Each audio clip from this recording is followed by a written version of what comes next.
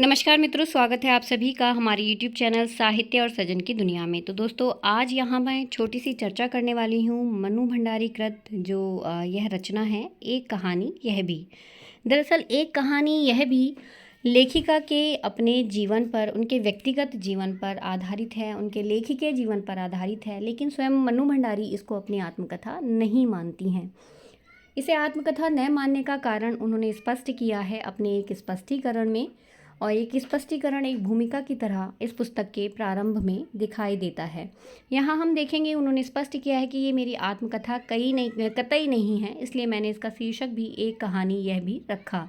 जिस तरह अपनी कहानी ज़िंदगी का एक अंश मात्र होती है, एक पक्ष, एक पहलू, उसी तरह यह भी मेरी ज़िंदगी का एक टुकड़ा मात्र ही है, जो मुख्यतः मेरी लेखकीय व्यक्तित्व और मेरी लेखक की लेखन यात्रा पर केंद्रित है।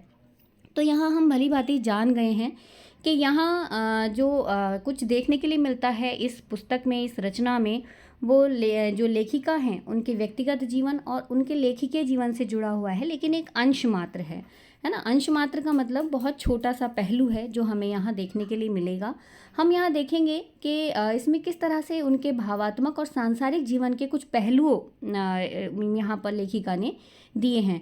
जहाँ एक तरफ उनके अपने पिता की जो कुंठा भरा उनका रूप देखने के लिए मिलता है, एक कुंठित मन जो कहीं ना कहीं भीतर भीतर एक सिसकन दिखाई देती है, साथ ही अपने पति का जो जिद्दीपन है, जो उनके रास्ते की बाधा हमेशा बना है, वो भी हमें यहाँ देखने के लिए इस जो आत्मकथा है उसमें मिलता है। दरअसल इस छोटी सी आत्मकथा में, इसे छोटी सी आत्मकथा कह रही हूँ मैं, लेकिन ये छोटी सी आत्मकथा नहीं है।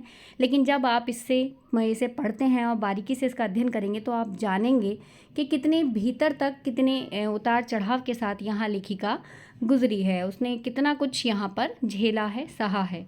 और शुरू करती हूँ अपनी इस आज की वीडियो को अपने इस पहले प्रश्न के साथ।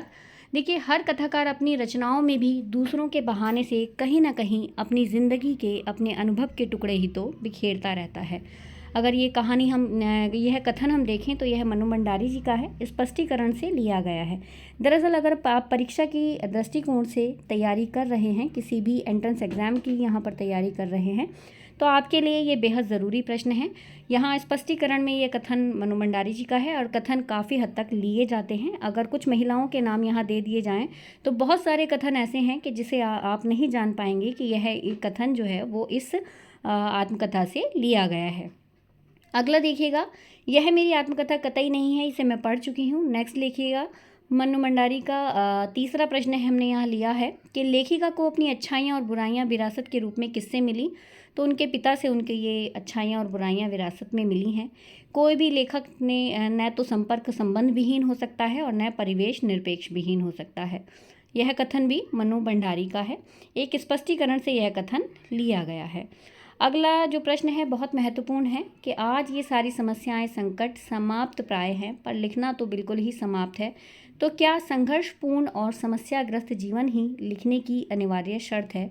उक्त कथन किसका है? तो यह कथन भी मनु भंडारी जी का ही है और ये आगे वाले पार्ट से लिया गया है, यानी कहानी में हम जब आगे बढ़ते हैं तब यह लिया गया है। अगला है, एक निहायत ही यांत्रिक ढर्रे में ढली बेजान सी जिंदगी को छोड़ करके जो मनु भंडारी हैं वो अकेली कहाँ चली आई थीं? तो वह उज्जैन चली आई थीं। लिखने का आधार बनाने के लिए जिंदगी के टूटे बिखरे और कई सूत्रों को समेटने की प्रक्रिया में लेखिका को किसकी एक बात याद आई?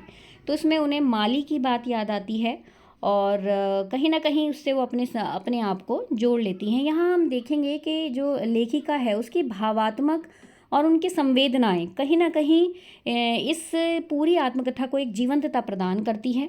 और अगला प्रश्न है, आठवां प्रश्न, कौन जाने इन ठूंठ जैसी टहनियों में भी कुछ अंकुरित होने की प्रक्रिया शुरू हो जाए। यह कथन किसका है? तो यह लेखिका का कथन है, यानी मनु भंडारी जी का।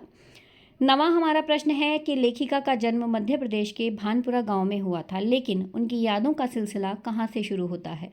तो उनकी यादों का सिलसिला, बहुत महत्वपूर्ण प्रश्न है ये, अजमेर के ब्रह्मपुरी मोहल्ले के 2 मंजिला मकान से शुरू होता है।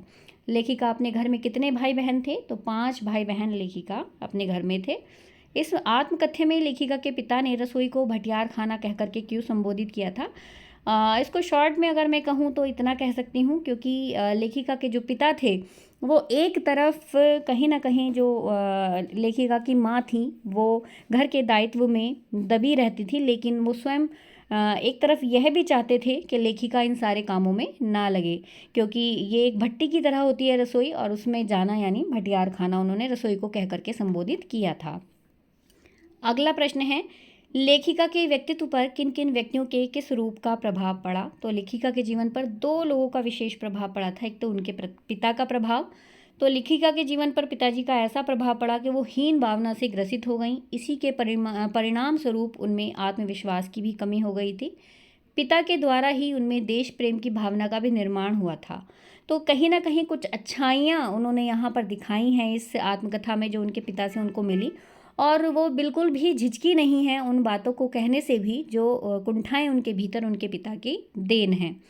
अगला हमारा प्रश्न है, लेखिका और उसके पिता के बीच टकराहट का कारण क्या था? तो वो हम देख लेते हैं कि क्यों उनके पिता के साथ नहीं बनती थी। लेखिका और उसके पिता के विचारों में कुछ समानता के साथ साथ असमानता भी थी। लेखिका के पिता में विशिष्ट बनने और बनाने की चाह थी, पर वे चाहते थे कि यह सब घर की चारदीवारी में रहकर हो, जो संभव नहीं था। वे नहीं चाहते थे कि लेखिका सड़कों पर लड़कों के साथ हाथ उठा करके नारे लगाएं, जुलूस निकालकर हड़ताल करें।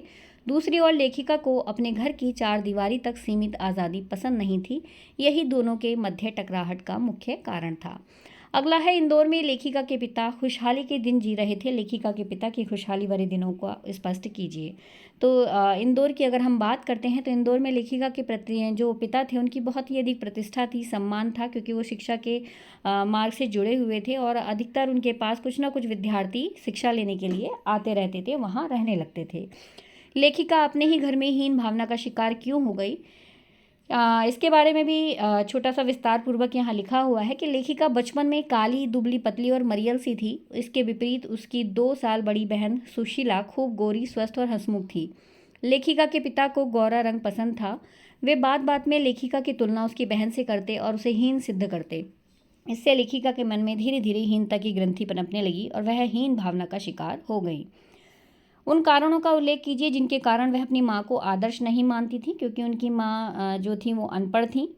उनका अपना कोई व्यक्तित्व नहीं था। उनका त्याग मजबूरी में लिपटा हुआ लेखिका को दिखाई देता था। वो कभी उनकी माँ आवाज़ नहीं उठाती थी पिता के किसी भी कार्य के विरुद्ध, और ना ही उनकी मर्जी के बिना यानी उनके पिता की मर्जी के बिना घर में कोई काम हो पाता था। 10वीं के बाद लेखिका द्वारा पुस्तकों का चयन और साहित्य चयन का दायरा कैसे बढ़ता है, इसके बारे में भी चर्चा कर लेते हैं। जो लेखिका हैं वो 10वीं कक्षा तक लेखकों का चुनाव किए बिना, उनकी महत्ता समझे बिना किताबें पढ़ लिया करती थीं, क्योंकि साहित्य संबंधी उसकी समझ जो है उतनी विकसित नहीं हुई थी। जब वह वर्ष 1945 में फर्स्ट ईयर में आई और हिंदी की प्राध्यापिका शीला अग्रवाल से परिचय हुआ उनका, तभी उन्होंने अपनी स्वयं से पुस्तकें चुन करके जो भी साल 2 साल बीतते गए उसकी दुनिया जो है शरद प्रेमचंद से आगे बढ़ करके जैनेन्द्र, अज्ञे यशपाल और भगवती चरण वर्मा तक पहुंच गई। इस तरह उनका दायरा बढ़ता चला गया। लेखिका ने कौन कौन से उपन्यास पढ़े, इन उपन्यासों पर उनकी क्या प्रतिक्रिया रही? तो उपन्यासों की दुनिया की अगर हम बात करें तो उन्होंने जैनेन्द्र द्वारा लिखित सुनीता उनको बहुत अच्छा लगा, जिसके छोटे छोटे वाक्यों की शैली ने उसे बहुत अधिक प्रभावित किया। उन्होंने अज्ञे का है उनका उपन्यास शेखर एक जीवनी को पढ़ा, जिसे वह एक बार में नहीं समझ सकीं, लेकिन नदी के द्वीप उन्हें इतना अच्छा लगा कि वह शेखर को फिर से पढ़ गईं। इसी क्रम में उन्होंने जैनेन्द्र का त्यागपत्र और भगवती बाबू का चित्रलेखा यहाँ चित्रलेखन पढ़ा हुआ है। गाइस, कई जगह पर कुछ मिस्टेक हो सकती हैं, लेकिन आप मेरी प्रोनाउंसिएशन पर भी ध्यान दीजिएगा। तो यहाँ चित्रलेखा है पढ़ा, जिस पर उन्होंने शीला के साथ बहसें भी की हैं। बहस यानी चर्चा की है।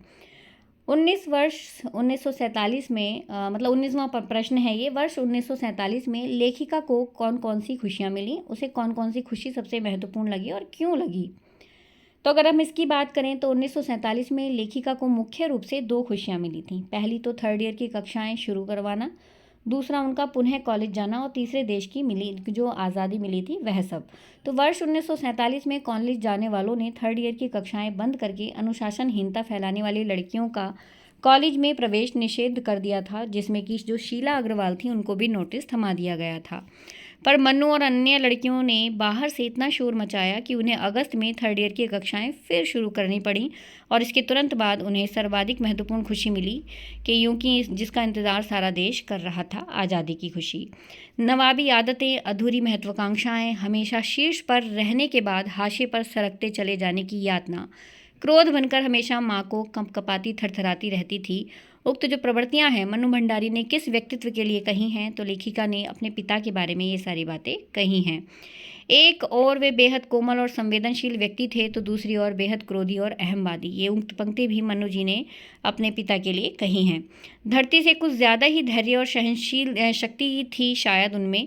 यह कथन उन्होंने अपनी माँ के लिए कही है और उनकी माँ के लिए लेखिका ने उनके परिवार के अनुसार विवाह की उम्र क्या तय की थी, तो उम्र में 16 और मैट्रिक पास जो है उनके समय में माना जाता था कि जिसकी उम्र 16 साल हो जाए और मैट्रिक पास हो गई तो फिर विवाह हो जाना चाहिए। ये उनके घर पर था मानक तय। हमारा 24वां प्रश्न है कि लेखिका ने अपनी स्कूली शिक्षा किस स्कूल से प्राप्त की, तो सावित्री हाई स्कूल से उन्होंने अपनी स्कूली शिक्षा प्राप्त की थी। लेखिका की सबसे प्रिय प्राध्यापिका की अगर बात करें तो वह कौन थी, शीला अग्रवाल उनकी प्रिय प्राध्यापिकाओं में से एक रही थी। लेखिका के स्वतंत्रता संबंधी आंदोलन पर दिए हुए भाषण की किसने तारीफ की थी, डॉक्टर अम्बालाल ने। और सन 1947 में कॉलेज प्रशासन ने लड़कियों का भड़काने और अनुशासन बिगाड़ने के आरोप में किसे नोटिस दिया गया था, तो हमने अभी बात की थी शीला, जो शीला अग्रवाल थी उनकी प्राध्यापिका थी, उनको ये नोटिस दिया गया था। पिता के सकारात्मक गुण समाप्त क्यों होने लगे, गिरती आर्थिक दशा के कारण। पिता के जो उनके सकारात्मक गुण थे, जो नेगेटिविटी उनके अंदर आ गई थी, वो उनकी आर्थिक दशा के गिरने के कारण आ गई थी। 29वां हमारा प्रश्न है, लेखिका के विश्वास खंडित क्यों हो गया। पिता के शक के स्वभाव के कारण लेखिका का विश्वास खंडित हो जाता है। लेखिका के खेलकूद की सीमा घर थी। यहाँ घर से क्या आशय है, तो घर यहाँ आस पड़ोस हुआ करते थे। लेखिका आस पड़ोस को ही अपना घर बताती हैं कि आस पड़ोस में जाना भी उस समय निषेध नहीं था, लेकिन उससे बाहर वो नहीं जा सकती थी।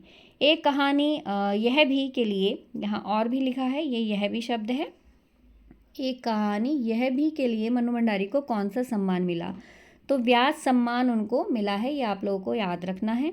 इसके अतिरिक्त 32वां हमारा प्रश्न है कि 15 वर्ष से 17 वर्ष की कच्ची उम्र में किसने लेखिका को साहस और आत्मविश्वास से भरकर एक नई दिशा और नए जीवन को एक नया अर्थ दिया था, तो यह नाम शीला अग्रवाल के खाते में जाता है। अगला 33वां प्रश्न है कि कोलकाता जाने के बाद लेखिका के पुस्तक पढ़ने का जो क्रम टूटा था, उसे जोड़ने का कार्य किसने किया, तो कोमल कोठारी जो है उन्होंने यह कार्य किया था। लेखिका ने एमए किस वर्ष में किया था, तो लेखिका ने एमए 1952 में किया था। 35वां प्रश्न है कि लेखिका ने अपने अध्यापन कार्य का प्रारंभ कहाँ से किया। बालीगंज शिक्षा सदन कलकत्ता से उन्होंने अपने अध्यापन कार्य का प्रारंभ किया, जहाँ उन्होंने 9 वर्ष तक यह कार्य जारी रखा। जो बालीगंज है, यहाँ बैली लिखा है, ये बालीगंज है, तो बालीगंज शिक्षा सदन की मुखिया प्रारंभ में कौन रही हैं, तो उनका नाम है पुष्पमयी बोस, जिनके बारे में उन्होंने काफ़ी विस्तार पूर्वक अपनी इस आत्मकथा में उनके चरित्र को रेखांकित किया है।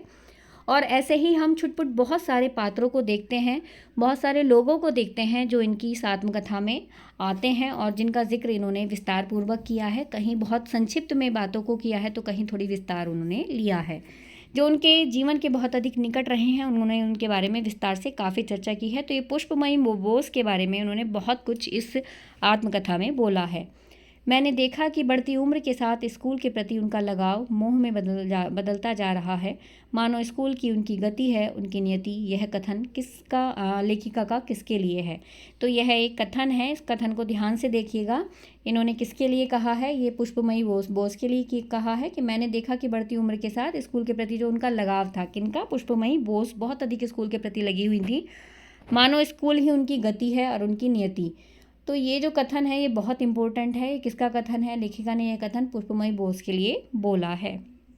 कौन बालीगंज शिक्षा सदन मैनेजिंग कमेटी के लिए समस्या बन गई थी, पुष्पमयी बोस। दरअसल पुष्पमयी बोस बहुत अधिक कॉलेज के प्रति, सेवा सदन के प्रति जो है अपने आप को उतार रही थी। अपने जीवन के हर एक कार्य को या अपने जीवन जो है उन्होंने पूरा समर्पित कर दिया था। तो कहीं ना कहीं उनका इतना अधिक समर्पण और लोगों के लिए परेशानी का सबब बन जाता है। तो जितना मैनेजिंग कमेटी थे वो इनसे परेशान हो चुके थे। पुष्पमयी बोस थे। पुष्पमयी बोस की सेवानिवृत्ति के बाद, यहाँ पर हम पुष्पमयी बोस की सेवानिवृत्ति जब हो जाती है तो उसके बाद का जिक्र लेखिका ने किया है। तो पुष्पमयी बोस की सेवानिवृत्ति के बाद जो है जो उनका जीवन है वो किस तरीके का रहता है, कौन बालिगंज शिक्षा सदन का प्रिंसिपल बना है, इस पर भी इन्होंने विस्तार से चर्चा की है। तो मंजू जो है वो इसकी एक तरीके से क्या रही हैं, मंजू नाग इसकी अगली प्रिंसिपल बन जाती हैं। रचना ने लेखिका ने किस भयंकर चर्म रोग से पीड़ित बताया है। रचना में लेखिका ने एक तरीके से किसको भयंकर चर्म रोग से पीड़ित बताया है।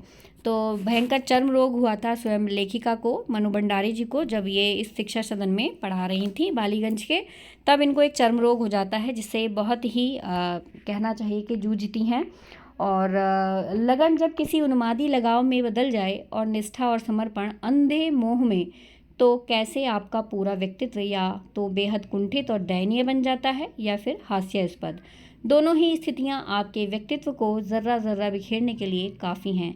इसीलिए जैसे भी हो इनसे मुक्त हो जाना चाहिए। फिर वह मोह चाहे किसी संस्था से हो, काम से हो, व्यक्ति से हो या संबंध से। यह कथन लेखिका द्वारा किसके लिए कहा गया है, तो यह भी पुष्पमयी बोस के लिए ही कहा गया है। 51वां प्रश्न है, घर लौटकर रात में अपनी डायरी में, जिसमें मैं संभावित कहानियों की कथ्य और आइडियाज़ जिन्हें मैं बीज रूप में आंकती रहती हूँ, उन पर मैंने 2 प्रश्न लिखे कि कभी इन पर कहानी लिखूंगी।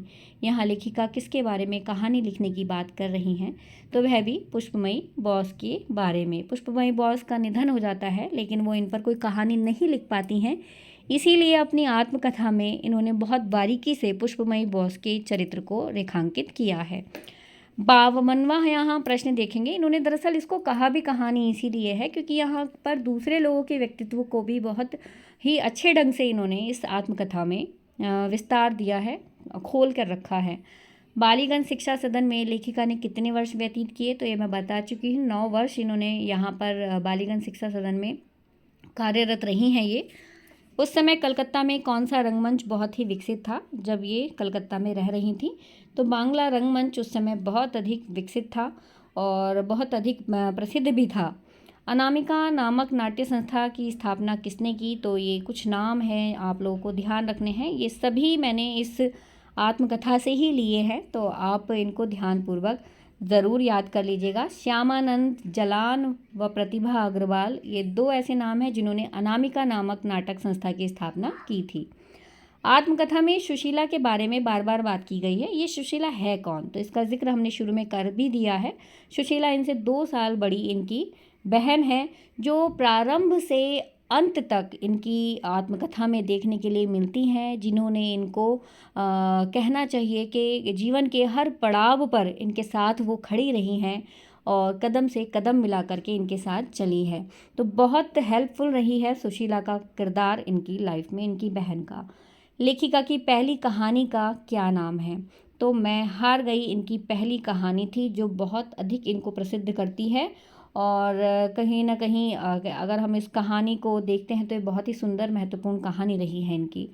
मन्नू भंडारी मेरी खोज हैं और राजेंद्र यादव की प्राप्ति, यह कथन आत्मकथा में किसके द्वारा कहा गया है, तो ध्यान से देखिएगा। मन्नू भंडारी मेरी खोज हैं और राजेंद्र यादव की प्राप्ति, तो ऐसा कहने किसने कहा है, ऐसा कहना है भैरव प्रसाद गुप्त का, जिन्होंने लेखिका की पहली कहानी को अपनी पत्रिका नई कहानियाँ में प्रकाशित किया था। यानी नई कहानियाँ करके जो एक पत्रिका निकलती थी उसके संपादक थे भैरव प्रसाद गुप्त जी। उन्होंने इनकी पहली कहानी को प्रकाशित किया था। पहली कहानी मैं हार गई, जो इन्होंने अपने बारे में बताया है। 58वां प्रश्न है, मारवाड़ियों के बीच समाज सुधार का एक बड़ा क्रांतिकारी आंदोलन किसके नेतृत्व में प्रारंभ हुआ, तो भंवरमल सिंघी के नेतृत्व में यह क्रांतिकारी आंदोलन प्रारंभ हुआ था। बीच बीच में क्रांतिकारी जो एक रूप है वह भी देखने के लिए मिलता है। जब कांग्रेस का एक समय रहा था, उस समय क्या क्या परेशानियां रही हैं, नेहरू के समय का जिक्र इसमें हुआ है और जो इंदिरा गांधी हैं उनके समय का इसमें जिक्र हुआ है। तो कहीं ना कहीं राजनीतिक उठापटक भी इस के भीतर हमें देखने के लिए मिलती है। अगला हमारा प्रश्न है, किस सन में अमृत राय जी ने कुछ लेखकों के सहयोग से लेखकों के सहयोग से इलाहाबाद में बहुत बड़े स्तर पर प्रगतिशील लेखकों का एक सम्मेलन आयोजित किया था? तो इस सम्मेलन का समय याद रखिएगा, सन 1957 में। 60वां हमारा प्रश्न है, सहज रचनात्मकता के लिए, ये रत्नात्मकता लिखा हुआ है, इसे आप सही कर लीजिएगा, रचनात्मकता यहाँ शब्द है। रचनात्मकता के लिए एक नौसा पान एक खास तरह की बोलना सहायक ही होता है, शायद ज़रूरी भी है। कथन किसका है? नौसिखियापन है। ये नौसा पान की जगह नौसिखियापन है। ये मिस्टेक बहुत हो गई है टाइपिंग में, दरअसल बहुत जल्दबाजी में मैंने ये PDF टाइप की है, ये राइटिंग की है। और एक्चुअली कारण भी क्या रहा कि कल बच्चों से मेरी बात हुई है ग्रुप में, उनसे चर्चा हुई है कि किस विषय पर हम लोग यहाँ अपनी वीडियो को आगे बढ़ा सकते हैं। तो उनका कहना था कि आत्मकथा और ये जो यात्राव्रत है, इन सब पर हम वीडियो आगे लेकर के चले, तो इसलिए मैं ये वीडियो आज आप लोगों के लिए लेकर के आई हूँ। तो यहाँ थोड़ी सी मिस्टेक्स अगर आपको दिख रही है तो उसको अनदेखा करें, मेरे प्रोनाउंसिएशन पर ध्यान रखें। 61वां हमारा प्रश्न है, कहानियों की सारी घटनाएं और पात्र तो अजमेर की उसी ब्रह्मपुरी मोहल्ले से जुड़े हुए हैं जहाँ मैंने भी अपना बचपन और किशोरावस्था गुजारी थी। यह पात्र मात्र ब्रह्मपुरी के जीते जागते पात्र नहीं हैं, बल्कि मेरी ज़िंदगी के इर्द गिर्द घूमने वाले जीवंत पात्र हैं। इनके साथ और इनके बीच ही तो मैं बड़ी हुई थी। उक्त कथन किसका है? ये भी लेखिका मन्नू भंडारी जी का है। लेखिका की कौन सी कहानी से उन्हें सबसे अधिक ख्याति मिली थी? तो अकेली कहानी ने उन्हें काफ़ी प्रसिद्ध किया था।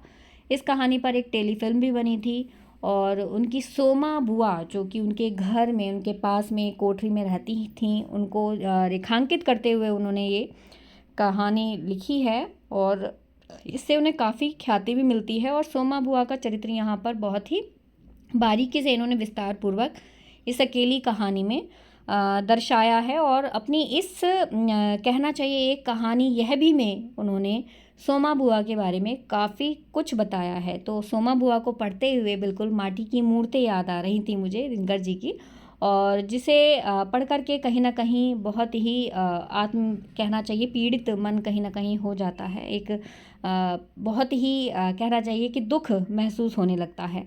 वैधव्य आरंभिक दुख के बाद एक स्वीकृत सत्य हो जाता है। ये हमारा 63वां प्रश्न है।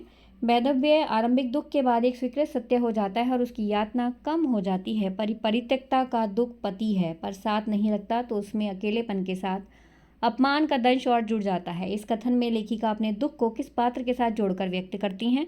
तो यहाँ हम देखेंगे सोमा बुआ, जो अकेली कहानी का मुख्य पात्र है। 64वां हमारा प्रश्न है, रजनीगंधा फिल्म लेखिका की किस कहानी पर आधारित है? तो यही सच है कहानी पर आधारित है। ये कुछ महत्वपूर्ण प्रश्न हैं, कुछ क्या कह सकते हैं कि सभी महत्वपूर्ण प्रश्न हैं, और आप आसानी से इस आत्मकथा को समझ भी लेंगे इन प्रश्नों के माध्यम से। और नेक्स्ट हमारा जस्ट अ मिनट गाइज, 63वां प्रश्न है, 64वां प्रश्न है, कौन सा 66वां प्रश्न आ जाता है, 65वां प्रश्न, सॉरी। यह थीम है तो बहुत अच्छी पर थोड़ी पेचदार है, तुम इसका निर्वाह नहीं कर सकोगी। थीम तो हमें ऐसी ही लेनी चाहिए जिस पर हम दोनों समान रूप से साधिकार काम कर सकें।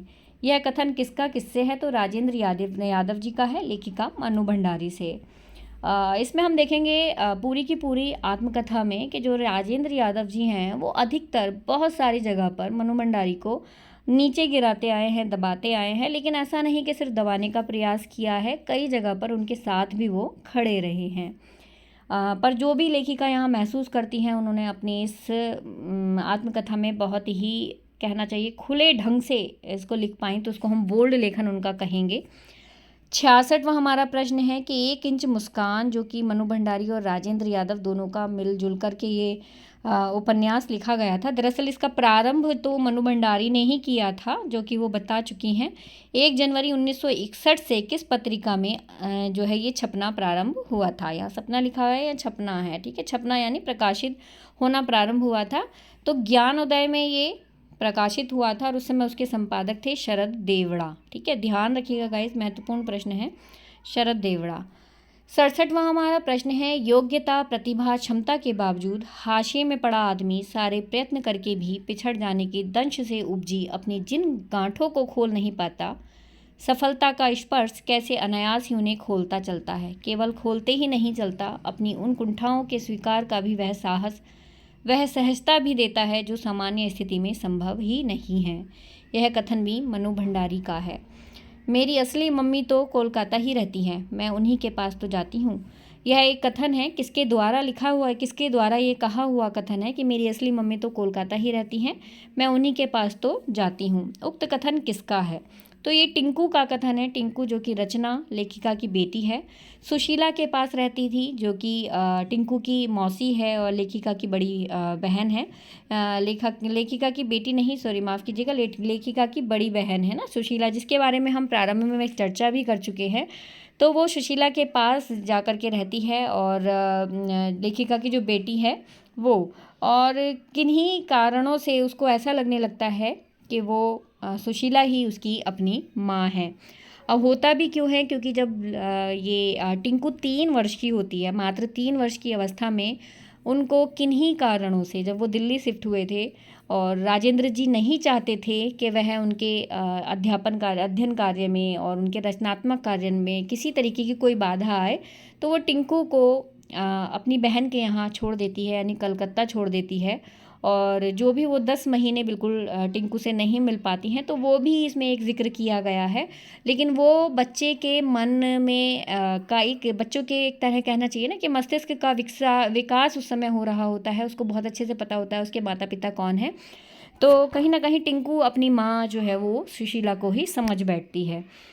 बहुत समझाने पर लेखिका के उसको समझ आता है कि शायद मेरी माँ यहाँ लेखिका हैं। तो यहाँ पर एक माँ की कचोट भी दिखाई गई है और बहुत ही संवेदनात्मक ढंग से, बहुत ही भावात्मक ढंग से उन्होंने इस पूरे पक्ष को, पूरे इस वाक़ये को, कहना चाहिए अपनी इस कहानी में व्यक्त किया है, अपनी इस आत्मकथा में व्यक्त किया है।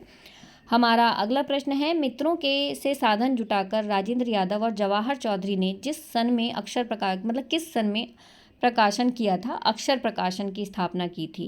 ठीक है, तो किस सन में अक्षर जो प्रकाशन है उसकी स्थापना की थी? तो सन 1965 में इन्होंने, राजेंद्र यादव और जवाहर चौधरी ने मिलकर के अक्षर प्रकाशन की स्थापना की थी। अगला हमारा 70वां प्रश्न है कि राजेंद्र और मैं अलग हो गए हैं, असहाय हो गया था यह सब कुछ। अब अगर मैं तुमसे भी मिलूँगा तो यह शायद राजेंद्र को अच्छा नहीं लगेगा और मैं नहीं चाहता कि मेरी वजह से तुम लोगों की आपसी संबंधों में कोई तनाव आए। मैं तुमसे मिलूं या ना मिलूं, पर तुम कम से कम मुझे गलत नहीं समझोगी। तुम्हारे लिए मेरे मन में हमेशा बहुत स्नेह रहा है और वह हमेशा रहेगा। यह कथन किसका है गाइज़? नॉर्मली आप देखें तो नहीं समझ पाएंगे, लेकिन इसको बारीकी से पढ़ने पर ही इन प्रश्नों को आप छांट सकते हैं। मोहन राकेश जी का यह प्रश्न है।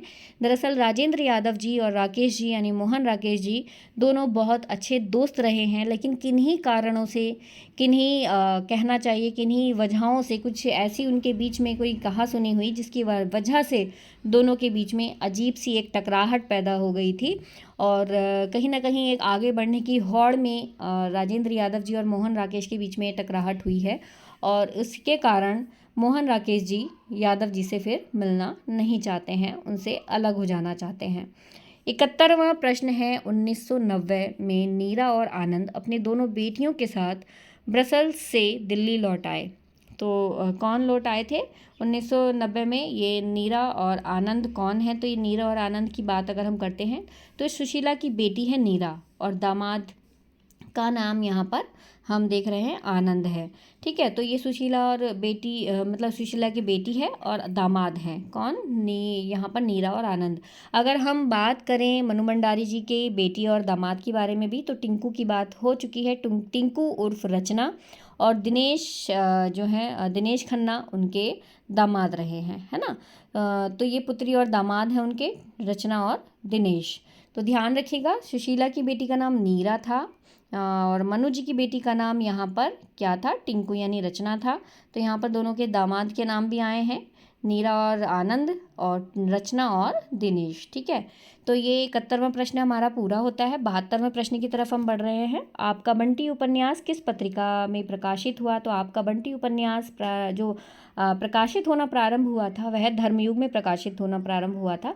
दरअसल पहले क्या होता था कि जब उपन्यास लिखे जाते थे, उपन्यासों के कुछ पार्ट्स करके जो है पत्रिकाओं में प्रकाशित होने प्रारंभ हो जाते थे और लेखक या प्रतिक्रिया उनको मिलनी शुरू हो जाती थी। तो यहाँ पर आपका बंटी जो है धर्मयुग में छपना जो है प्रकाशित होना प्रारंभ हो जाता है। 73वां हमारा प्रश्न है, मेरी समझ में एक लेखक की और उसके लेखन की असली कसौटी है। मतलब उसका लेखन ही उसकी, एक लेखक की जो लिखना है वही उसकी असली कसौटी है।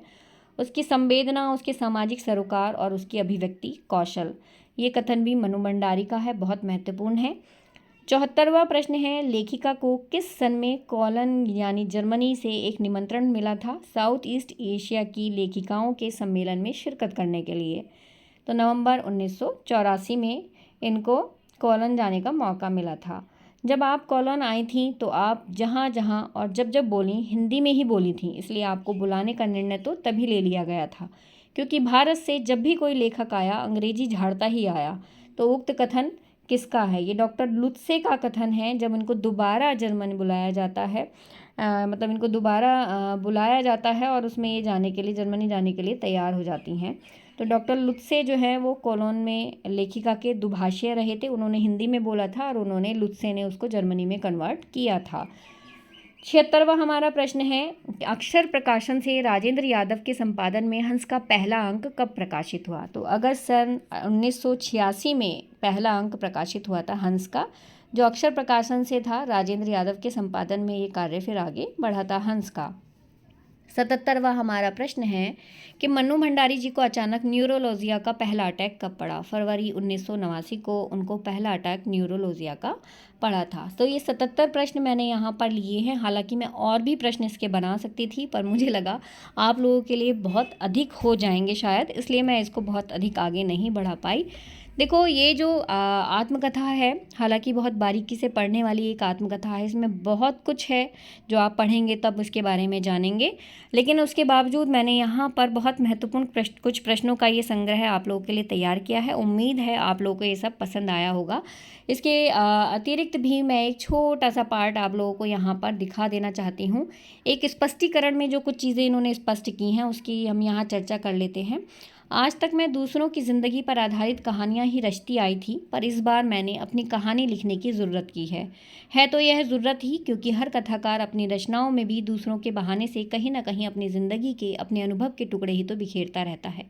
कहीं उसके विचार और कहीं विश्वास गुथे हुए हैं, तो कहीं उसके उल्लास और अवसाद के क्षण, कहीं उसके सपने और उसकी आकांक्षाएं अंकित हैं, तो कहीं धिक्कार और प्रताड़ना के उद्गार। इतना सब जानने महसूसने के बावजूद अगर मैंने इसे लिखा तो केवल इसीलिए कि दूसरों की कहानियाँ रचते समय मुझे अपनी कल्पना की उड़ान के लिए पूरी छूट रहती थी, जिसके चलते मैं उनकी ज़िंदगी से जुड़ी घटनाओं को जितना चाहती काटती छांटती बदलती बढ़ाती रहती थी, क्योंकि उस समय मेरा लक्ष्य न सामने वाला व्यक्ति रहता था, न उसकी ज़िंदगी की किसी घटना या अनुभव को उकेरना। वह सब तो मेरे लिए निमित्त मात्र रहता था, जिसे माध्यम बनाकर मैं हमेशा उसके अनुभव को सीमित दायरे में निकाल कर किसी व्यापक संदर्भ के साथ जोड़ने की कोशिश करती थी, ताकि उसके अनुभव के साथ अनेक दूसरे भी तादाद में स्थापित कर सके, यानी वह सबका अनुभव बन सके। पर अपनी कहानी लिखते समय सबसे पहले तो मुझे अपनी कल्पना के पर ही कतर कर एक और सरका देने पड़े, क्योंकि यहाँ तो निमित्त भी मैं थी और लक्ष्य भी मैं ही। यहाँ न किसी के साथ तादात्म्य स्थापित करने की अपेक्षा थी, न संभावना। वह शुद्ध मेरी ही कहानी और इसे मेरा ही रहना था, इसलिए न मैं कुछ बदलने बढ़ाने की यहाँ पर जो है बात अधूरी है, क्योंकि पूरा पार्ट में यहाँ नहीं ले सकती थी। आगे बढ़ने से पहले एक बात अच्छी तरह स्पष्ट कर देना चाहती हूँ कि यह मेरी आत्मकथा कतई नहीं है, इसलिए मैंने इसका शीर्षक भी एक कहानी यह भी ही रखा। जिस तरह कहानी जिंदगी का एक अंश मात्र ही होती है, एक पक्ष एक पहलू, उसी तरह यह भी मेरी जिंदगी का एक टुकड़ा मात्र ही है, जो मुख्यतः मेरी लेखिका व्यक्तित्व और मेरे लेखन यात्रा पर केंद्रित है। बचपन और किशोरावस्था के मेरे संपर्क संबंध, जिसमें माँ, पिता, भाई, बहन, मित्र, अध्यापन आदि हैं, वह परिवेश तो है ही जिसमें मेरी लेखिका व्यक्तित्व की नींव पड़ी थी। होश संभालने के बाद जिन पिता से मेरी कभी नहीं बनी, उम्र के इस पौड़ेपन पर पीछे मुड़कर देखती हूँ तो आश्चर्य होता है, बल्कि कहूँ कि अविश्वसनीय लगता है कि आज अपनी अच्छाइयाँ और बुराइयों के साथ मैं जो भी हूँ, जैसी भी हूँ, उसका बहुत अंश विरासत के रूप में शायद मुझे पिता से ही मिला है। इसीलिए उनका वर्णन थोड़े विस्तार से चला गया। फिर लेखन की शुरुआत का पहला चरण और उसकी विकास यात्रा, जो बेहद मंथर गति से चलने के बावजूद नाटक, उपन्यास और पटकथा लेखन तक तो फैली, अन्य विधाओं पर भी कभी प्रयोग ही नहीं किया जानती हूँ, वे सब मेरे सामर्थ्य की सीमा के बाहर हैं। हाँ, अपनी विधा की रचनाओं के दौरान इनसे संबंधित व्यक्तियों और स्थितियों के जो दिलचस्प अनुभव हुए, उनका संक्षिप्त ब्यौरा इस कहानी का प्रमुख हिस्सा है। इसके अलावा हम देखेंगे काफ़ी कुछ उन्होंने यहाँ पर खोला है। 5 भाई बहनों में सबसे छोटी मैं थी। सबसे बड़ी बहन की शादी के समय मैं शायद 7 साल की ही थी। उसकी एक धुंधली सी याद ही मेरे मन में है। लेकिन अपने से 2 साल बड़ी बहन सुशीला और मैंने घर के बड़े से आंगन में बचपन के सारे खेल खेले। सतोलिया खेला, लंगड़ी टांग खेला। कई बार ये छोटे छोटे प्रश्न भी गाइस आ जाते हैं कि उन्होंने अपने घर के आंगन में कौन कौन से खेल खेले थे। तो सतोलिया खेला है, लंगड़ी टांग, पकड़म पकड़ाई, काली टीलो, तो कमरों में गुड्डे गुड़ियों के ब्याह भी रचाए पास पड़ोस की सहेलियों के साथ। यूँ खेलने में को हमने भाइयों के साथ गिल्ली डंडा भी खेला और पतंग उड़ाए, कांच पीस करके मांझा सूतने का काम भी किया। लेकिन उनकी गतिविधियों का दायरा घर के बाहर ही अधिक रहता था और हमारी सीमा थी घर। हाँ, इतना ज़रूर था कि उस ज़माने में घर की ये दीवारें घर तक ही समाप्त नहीं हो जाती थीं, बल्कि पूरे मोहल्ले तक फैली रहती थीं। इसलिए मोहल्ले के किसी भी घर में जाने पर कोई पाबंदी नहीं थी, बल्कि कुछ घर तो परिवार का हिस्सा ही थे। आज तो मुझे बड़ी शिद्दत के साथ यह महसूस होता है कि अपनी ज़िंदगी खुद जीने के इस आधुनिक दबाव के महानगरों के फ्लैट में रहने वालों को हमारे इस परंपरागत पड़ोस कल्चर से विच्छिन्न करके हम कितने संकुचित, असहाय, असुरक्षित बना दिया है। मेरी कम से कम 1 दर्जन आरंभिक कहानियों के पाठ इसी मोहल्ले के हैं, जहाँ मैंने अपनी किशोरावस्था गुजार कर अपनी युवावस्था का आरंभ किया था। इसके अतिरिक्त एक पार्ट और मैं आप लोगों के लिए पढ़ देती हूँ यहाँ पर। वैवाहिक संबंध की गरिमा का निर्वाह न कर पाने वाले व्यक्ति के लिए विवाह संस्था के विरुद्ध झंडा उठाए फिरना बाजी भी नहीं, अनिवार्य भी है। लेकिन फिर विवाह किया ही क्यों? यदि मीता ने विवाह से इनकार करके परिणीता बनकर के रहना स्वीकार नहीं किया, तो इतना आहत होने की ज़रूरत क्यों? बार बार विवाह का आश्वासन देकर डिच करने पर अपराध बोध से त्रस्त होने का औचित्य? संबंध तो चल ही रहे थे, बस जिस विवाह में विश्वास नहीं, केवल वही तो नहीं किया था। जिसे घर हमेशा बंधन लगता रहा हो, उसे घर से मिलने वाली सारी सुविधाओं की अपेक्षा ही नहीं रही, बल्कि उनका वह उपभोग भी करता रहा। लेखन के नाम पर हमेशा जिसके पास स्वतंत्रता की एक लंबी फेहरिस्त रही हो, अपनी ज़रूरत सुख सुविधा के हिसाब से जिसने उसका खुलकर उपयोग भी किया हो, वह कितनी सहजता से भूल जाता है कि उसकी पत्नी भी लेखिका है। ये कहीं ना कहीं राजेंद्र यादव जी के लिए ये सारी बात बोल रही हैं। नौकरी करना जिसे अपनी स्वतंत्रता का तो हनन लगता रहा हो, पर अपनी लेखिका पत्नी के लिए कैसे बेहद प्रतिकूल परिस्थितियों में भी नौकरी करना उसकी मजबूरी बना दिया। बिना मुझे कुछ बताए, मुझसे सलाह लिए अक्षर प्रकाशन की चुनौती इन्होंने स्वीकार की, पर उसका कितना बोझ मुझे ढोना पड़ा और मैंने ढोया। पर मैंने अपने अधिकार की सीमा में भी अगर कुछ चाहा तो यह इन्हें अपनी स्वतंत्रता का हनन लगने लगता। वह रे इनकी स्वतंत्रता, इनका लेखन और इनकी इंसानियत। खैर छोड़िए, इन प्रसंगों को क्या क्या गिनाऊं और कहाँ तक गिनाऊं। तो ये सारी बातें मनु भंडारी जी ने अपने इस कहना चाहिए एक कहानी यह भी में कही है। उनके जीवन के उन्होंने कितने कुछ राज यहाँ पर खोले हैं। राज कहें तो वही उनका जो भावात्मक जीवन रहा है, उनका जो सांसारिक जीवन के पहलू रहे हैं, वो हम यहाँ देखेंगे। उन पर प्रकाश यहाँ इस रचना यात्रा में डाला गया है। और कहीं ना कहीं आत्मस्मरण मनु जी की जो जीवन स्थितियाँ हैं, उनके साथ साथ उनके दौर की कई साहित्यिक, सामाजिक और राजनीतिक परिस्थितियों पर यहाँ पर रोशनी डाली गई है। नई कहानी के इस दौर में जो रचनात्मकता हमें देखने के लिए मिलती है, जो ऊंचाइयाँ और जो निचाइयाँ रही हैं, उन सबसे यहाँ लेखिका परिचित रही है। और कहीं ना कहीं एक ऐसी स्थिति को हमें देखने के लिए मिलता है जो उस समय मनु भंडारी जी ने सब भोगी हैं, भुगती हैं। तो गाइज़, ये रही मेरी आज की वीडियो, और इससे अधिक शायद एक वीडियो में मैं यहाँ पर इस कहानी के बारे में, यानी इस आत्मकथा के बारे में आप लोगों को ना बता पाऊँ। पर उम्मीद है आपको मेरी इस वीडियो से काफ़ी मदद मिलेगी। अगर आपको चैनल पसंद आया, आपको मेरी ये वीडियो पसंद आती है, आप मुझसे जुड़े रहना चाहते हैं, तो मेरे इस चैनल को प्लीज़ ज़रूर सब्सक्राइब कीजिएगा। वीडियो को ज़्यादा से ज़्यादा शेयर कीजिएगा ताकि सभी के लिए ये हितकर साबित हो। नमस्कार।